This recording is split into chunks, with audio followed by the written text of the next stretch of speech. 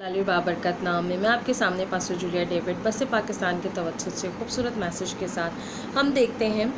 हम रोज़ बरोज़ सीख रहे हैं कि हमें रोज़ा कैसे रखना चाहिए, किस वक्त रखना चाहिए, क्या करना चाहिए, और बाइबल मुक़द्दस हमें एक ऐसा रोज़ा बताती है। हमने सीखा और आज हम देखेंगे कि रोज़े के रोज़ा किस किस वजह से रखा जाता है। दुख बाइबल में जो रखा गया वो एक कौमी और सालाना रोज़ा भी रखा जाता था कि पूरी दुनिया के लोग वहाँ पे जमा होते थे और यहूदी शरीयत के मुताबिक फिर वहाँ पे एक यौम कफ़ारा जिसको कहा जाता है, हर साल में एक दफ़ा कौमी तौर पर रोज़ा रखा जाता था। वो दिन जिसमें पूरी कौम के पिछले साल के गुनाहों के लिए कुर्बानी जाती थी। इस दिन एक शाम से दूसरी शाम तक रोज़ा रखा जाता था और ये इबार की किताब उसका 23वां बाब और 27वीं आयत में हमें मिलता है।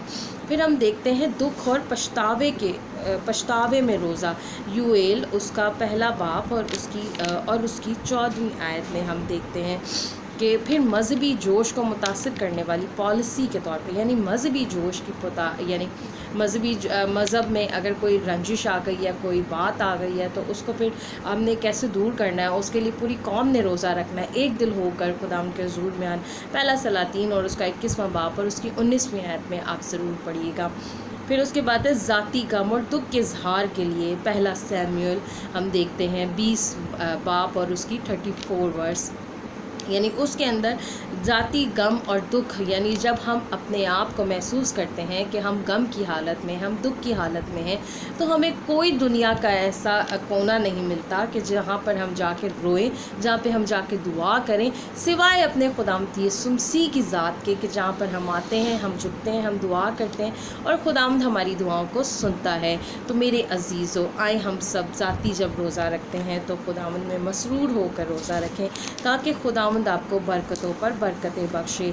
और ये दिन हमारे रंज के मैंने आपको बताया कि दुख और पछतावे के लिए रोज़ा रखा जाता है और ज़ाती गम के लिए रोज़ा रखा जाता है। यहूदी कौम के मुताबिक सालाना कफ़ारे के लिए रोज़ा रखा जाता था।